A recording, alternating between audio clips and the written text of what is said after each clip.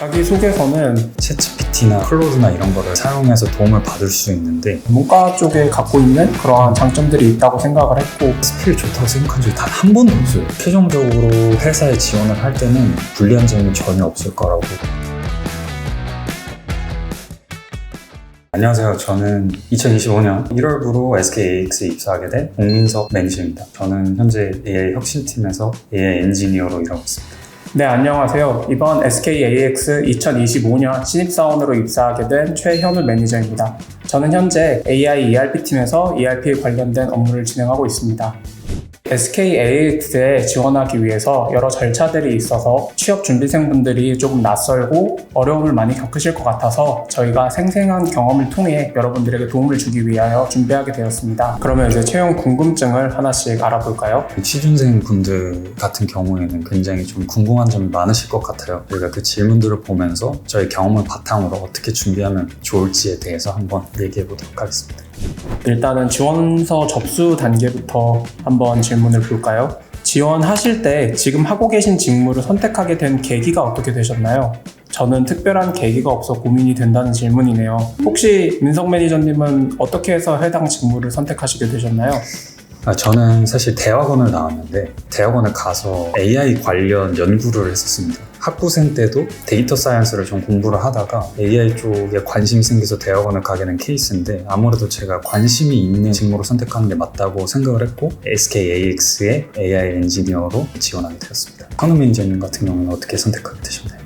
저는 원래 회계 관련해서 자격증 공부를 잠깐 했었는데 그거를 어떻게 하면 좀 살릴 수 있을까라는 생각을 좀 많이 했었어요. 그러던 와중에 ERP라는 직무에 대해서 알게 됐고, 그 다음에 삼성 청년 소프트웨어 아카데미에서 공부를 하면서 갖고 있던 회계 지식을 같이 활용할 수 있는 직무가 ERP라고 생각해서 지원하게 되었어요. 지원 동기 말씀하실 때 네. 어떻게 좀 더 설득력 있게 말씀을 하실까요? 제가 왜 이 분야에서 잘할 것 같고 왜 뽑혀야 하는지를 설명을 많이 했었던 것 같아요. 제가 갖고 있는 강점들 위주와 이 직무에 대한 적합성 위주로 조금 답변을 많이 준비했었고, 서류에도 그걸 녹여서 적으려고 많이 노력을 했었습니다.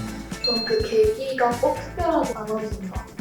그쵸. 특별한 계기가 없더라도 이 직무가 나에게 맞다 싶을 때는 내가 왜 이 직무에 맞는지에 대해서 스스로 생각을 한번 해보고 또 그 내용을 좀 적어보는 게 어떨까라고 생각을 합니다. 그럼 다음 질문으로 넘어가 보시죠. 네. 최종 자기소개서를 완성하기까지 얼마나 긴 시간이 걸리셨나요? 퇴고를 몇 번 정도 하셨는지도 궁금합니다. 최종 제출하기 전까지도 수정을 했던 것 같아요. 근데 일단 미리 한번 써놓고 그리고 이제 다음날 보면은 못 썼더라고요. 그래서 다시 수정하고, 그러고 나서 이제 최종 제출을 하려고 하는데도 마음에 안 들어서 또 수정을 해서 꽤나 긴 시간이 걸렸던 것 같습니다. 민석 매니저님은요?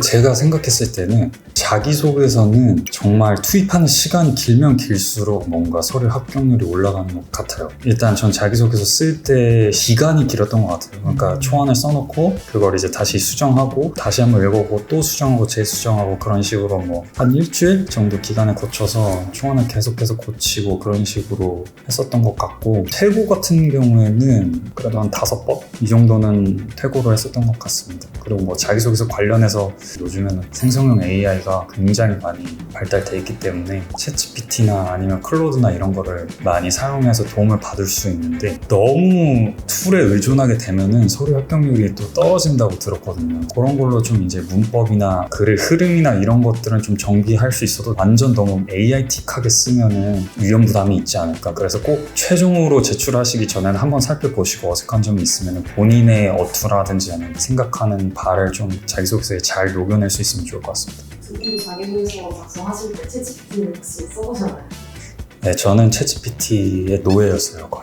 근데 이제 아까 말씀드린 것처럼 완전히 챗GPT 내용을 가지고만 쓰진 않았고, 초안은 제가 다 쓰고 일단 쓴 다음에 그 챗GPT한테 다듬어 달라고 하는 그런 식으로 하고, 어색한 부분 같은 거는 제가 수정해서 문장을 다시 넣어놓고 그걸 다시 챗GPT한테 다시 검증받고 약간 그런 식으로 활용을 했었습니다. 저도 챗GPT 되게 많이 썼었는데, 너가 인사 담당자라면 어떻게 생각을 할 것이냐, 어떤 게 부족한가, 이런 식으로 좀 비판적 사고를 하는데 좀 많이 썼던 것 같아요. 그래서 실제로 부족한 내용들도 많이 보완을 했고 그런 쪽에서 퇴고를 많이 받았던 것 같습니다. 다음 질문으로 한번 넘어가 볼까요?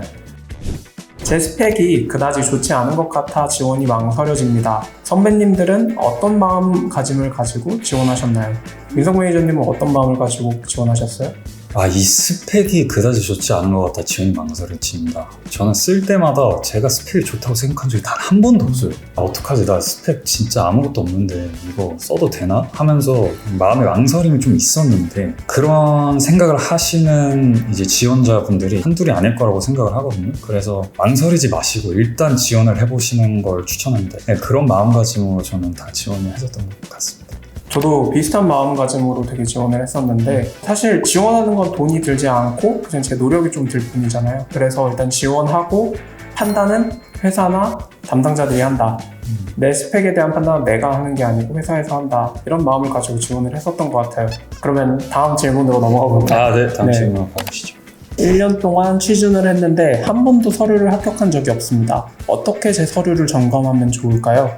이것도 말씀드렸던 그 자기소개서 쓰는 팁이랑 조금 중복되는데, 요즘 많이 나오는 AI를 좀 활용해 보시는 게 어떤가 이런 생각이 좀 듭니다. 서류 같은 경우에는 취업 준비를 할 때 면접 스터디 이런 거는 많이 하잖아요. 면접에 좀 익숙하지 않고 하니까 서로 얘기를 해보면서 면접 준비를 같이 해보고 이런 걸 할 수가 있는데, 서류 같은 경우에는 회사 내 인사 담당자가 아니면은 회사에서 원하는 이 사람의 스펙이 뭔지, 서류에서 무엇을 중요시 여기는지를 뭐 서류 스터디 이런 걸로 알긴 좀 어렵다고 생각이 들거든요. 그렇다면 이걸 점검 받을 수 있는 간단한 방법이 뭐가 있을까라고 생각을 한다면 챗GPT나 아니면 뭐 클로드나 이런 걸 좀 활용을 해서 SKAX에서는 이런 직무를 뽑고 있는데 지금 갖고 있는 스펙이나 역량은 이런 게 있어, 이런 걸 바탕으로 내 서류가 지금 어떨지 이런 거 한번 점검을 해줄래? 이런 식으로 프롬프팅을 해서 그런 걸로 AI한테 한번 평가를 받아보시고, 물론 이제 그렇게 AI가 내준 결과가 그 합격률과 유의미한 상관관계가 있다고 말하기는 좀 어려운데, 점검해 볼 수 있는 방법은 이제 그런 방법이 있지 않을까 생각합니다. 한우 매니저님께서는. 전 사실 이 말에 너무 공감이 많이 가는데, 네.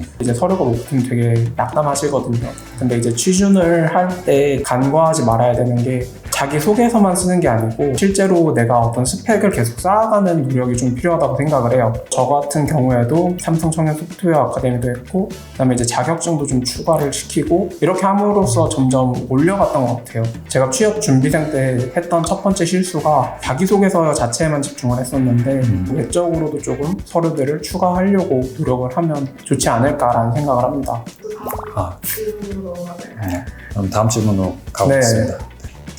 마지막으로 직무와 관련해서 경험을 쌓기 위해 어떤 활동을 하셨는지 궁금합니다. 저는 회계 자격증 사실 공부를 했었고요. 그 회계랑 세법 이런 것들을 공부했었고, 두 번째로 코딩 공부를 좀 했었고, 그리고 나서 영어 성적을 또 만들었어요. 그 오픽 같은 거. 왜냐하면 이제 SKAX 같은 경우에는 고객사들을 상대하는 일이 있다 보니까 저는 영어 공부도 좀 하면서 활동을 만들어갔습니다. 민석 매니저님은요?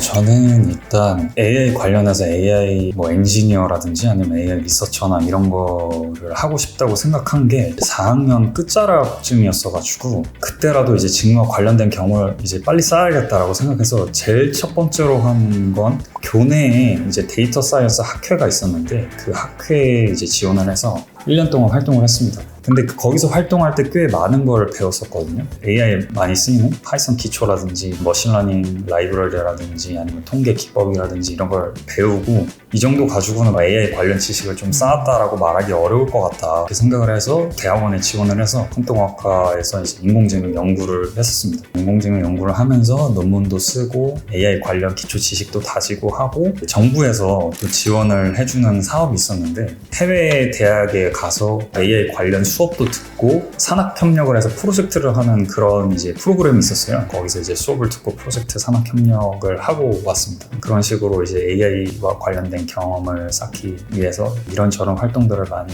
했었던 것 같습니다. 그럼 활동도 다양하게 좀 해보면 좋겠네요. 그쵸. 아무래도 활동을 조금 다양하게 해야 서류에 좀 더 적을 게 많아지고 서류 자체도 되게 풍성해진다고 생각합니다.